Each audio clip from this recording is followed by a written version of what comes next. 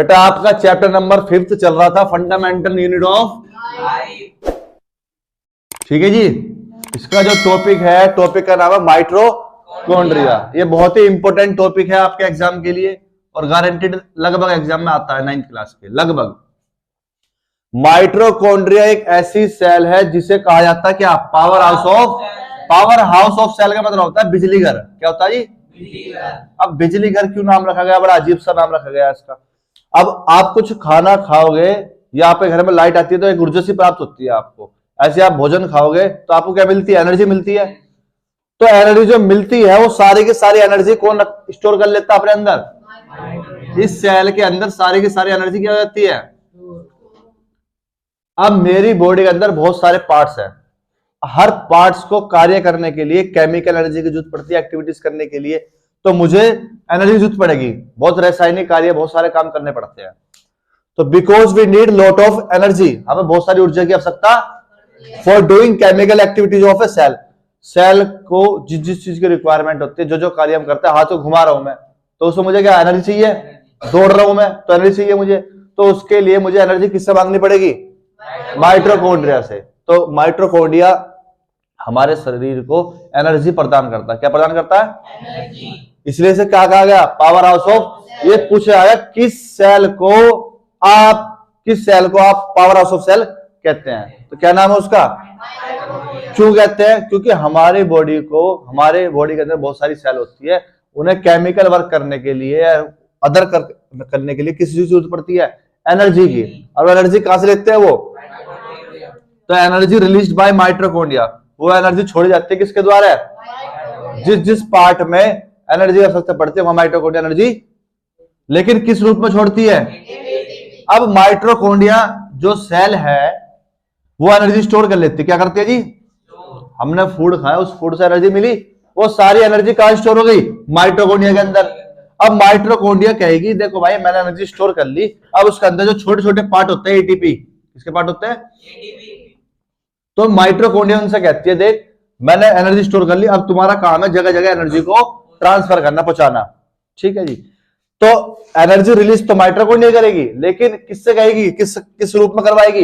ATP के रूप में। ठेकेदार होता है ना, मजदूरों से काम करवाता है, अपने ठेका ले लिया। लाइक माइटोकॉन्ड्रिया ने एनर्जी स्टोर कर ली, ठेकेदार है वो, और एटीपी क्या करेगा? उसे हर जगह तक पहुंचाएगा। एटीपी को एनर्जी ऑफ करेंसी भी कहा जाता है। क्या कहा जाता है जी? एनर्जी ऑफ ऊर्जा के सिक्के। एटीपी की फुल फॉर्म एक नंबर में पूछा सकती है, एडेनोसाइन ट्राइफॉस्फेट। माइटोकॉन्ड्रिया एक सेल ऐसी है जिसके पास अपना डीएनए मौजूद होता है। डीएनए क्या होता है जी? डीएनए की फुल फॉर्म होती है डीऑक्सी। क्या होती है बेटा? Ribose, deoxy nucleic acid. DNA की फुल फॉर्म पता होना चाहिए। यदि आप साइंस पढ़ रहे हो डीएनए की फुल फॉर्म ना पता हो तो बहुत बेकार बात है जी। Deoxyribose nucleic acid. ठीक है जी। ये डीएनए का जो फंक्शन होता है, इनहेरिटेंस ऑफ ट्रेड, जो गुण ट्रांसफर होता है ना एक पीढ़ी से दूसरी पीढ़ी में, जो उसकी कॉपी होती है, थोड़ी बहुत मैचिंग होती है, वो किसकी वजह से होती है? डीएनए की वजह से होती है। ये आपके एग्जाम में आया था लास्ट ईयर, इस बार फर्स्ट टर्म में। लायोसोम एक ऐसी सेल है जिसे जाना जाता है किसके नाम से? Suicide bag of. ये टॉपिक रट जाने चाहिए, बार बार पढ़ रहे हो आप।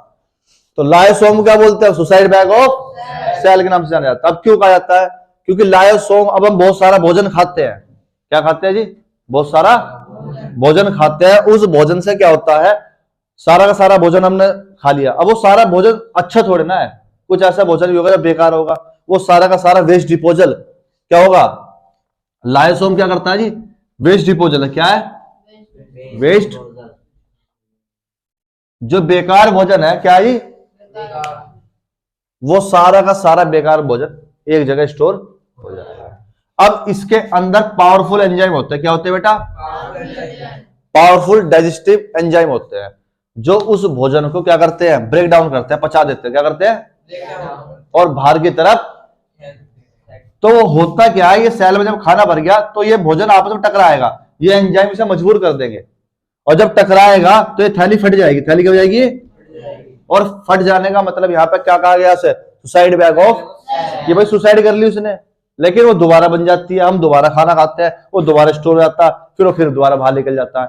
तो लाइसोसोम के अंदर ऐसी क्या चीज है जो भोजन को डाइजेस्ट कर देती है, पचा देती है? Powerful digestive enzyme. तो उन्हें डाइजेस्टिव एंजाइम के नाम से भी जाना जाता है जी। ठीक है जी। अगला टॉपिक है आपका प्लासिड्स। क्या है जी? Found in only plant cell. ये कहां पाया जाता है? सिर्फ। अब आपने देखा होगा आपकी पत्तियां सिर्फ ग्रीन रहती है। क्या रहती है जी? है ना, देखा होगा ज्यादातर, क्योंकि उसके ऊपर एक पिगमेंट होता है। क्या होता है जी?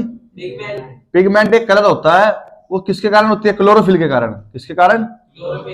ये बचपन में पढ़ा होगा आपने जी।